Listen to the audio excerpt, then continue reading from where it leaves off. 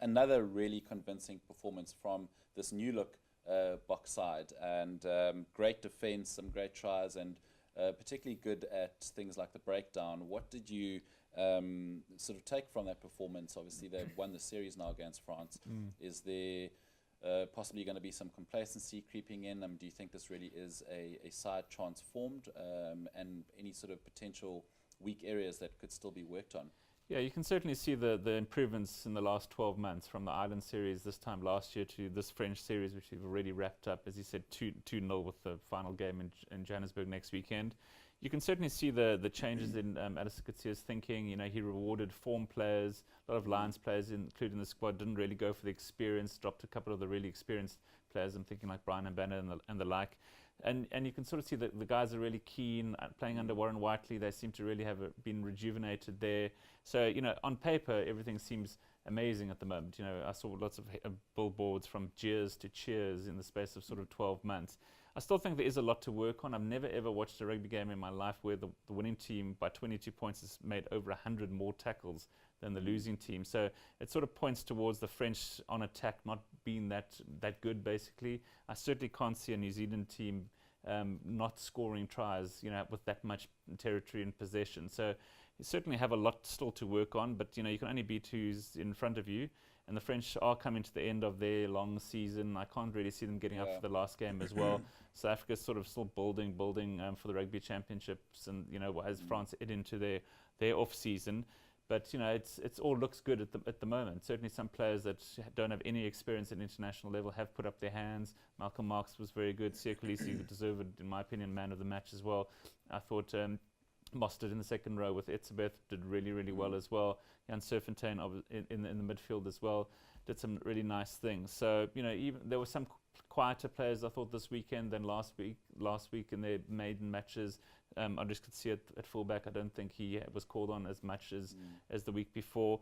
But, you know, you're going to get games like that where it just doesn't run for you. The ball doesn't see the wings as often as other matches. But, you know, so far 2 from 2, certainly can't ask for anything more than that. As I said, I think we're going to wrap it up 3-0. And then it's really heading into the Rugby Championships, which, you know, on paper, again, looks pretty good, considering Argentina and Australia have never looked weaker. So it really could be down to the All Blacks and the hangover they might have from the British Lions series, and South Africa challenging for the trophy there. Rob, is this an All Black beating Springbok side? What has impressed you in these last 2 matches, and what potential changes would you make leading into the third test? And also just looking at individual performances, who's really impressed you? All Black beating. We could talk about that after they've done had the British Lions series. If the British Lions have pummeled the life out of the All Blacks in what is really the major event for the All Blacks this year, let's face it, then maybe you can start talking about the Springboks having a little bit of a chance at you know, a little bit of stab at the Rugby Championship. It would be overdue. We haven't won the former Tri-Nations now championship since 2009.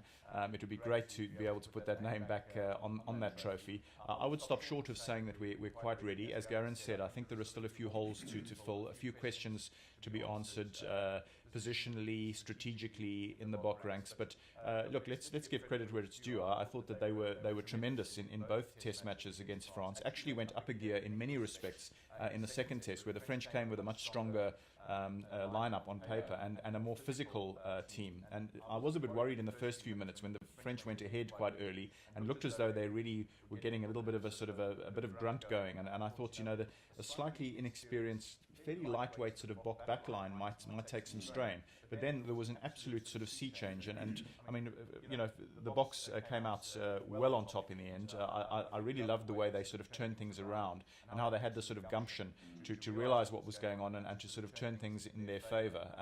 There's a lot more sort of intelligence and confidence filtering through the ranks, and as much as anything, I thought the Boks got a lot of their sort of self-respect back. You could see that the crowds responded well to them. The crowd's still a bit low. You'd like to see bigger gates turning up, maybe in Johannesburg, where, as Garen said, a sort of quite Lions-heavy side. That might appeal to the Johannesburg populace.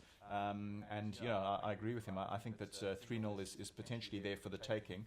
I hope personally that the Boks don't make too many changes, because I think they need to, as much as anything, Alistair Coetzee is painfully aware that he needs to get his win percentage, you know, the all-important win percentages up after that sort of 4 from 12 wins last season. getting the tonic of those first two against France. It'll be so important to actually clinch the deal here 3-0. And I see no reason why they shouldn't, even though there are probably still a few question marks. Which of the overseas players do we really think are sort of fit, ready and hungry enough to make an impression above some of these guys who have come in from the local fold and look as though they've got the appetite, got the hunger. As Garen said, someone like Jan Serfontein, I thought, looked a significantly rejuvenated customer after his form had worried me a bit in Super Rugby. He's been flatlining for a couple of years. So for him to have made the big sort of comeback like that, I mean, I heard Jean de Villiers describe his performance as sublime. And of course, Jean has played with Jan Serfontein in the same Bok combo, so he knows what he's talking about. And so very encouraging on that front. Sia Kolisi, absolutely magnificent. I thought he was, what really put a smile on my dial was the fact that I've been banging the drum for Sia to be the number 6 flank. I love the fact that he's on the open side. I don't think he's a classic blind side flank. I do prefer him on the open side. Now, some people will continually disagree with me, but I thought it was significant that his best performance in a Springbok jersey came as the open side flanker. So I was very heartened on that score.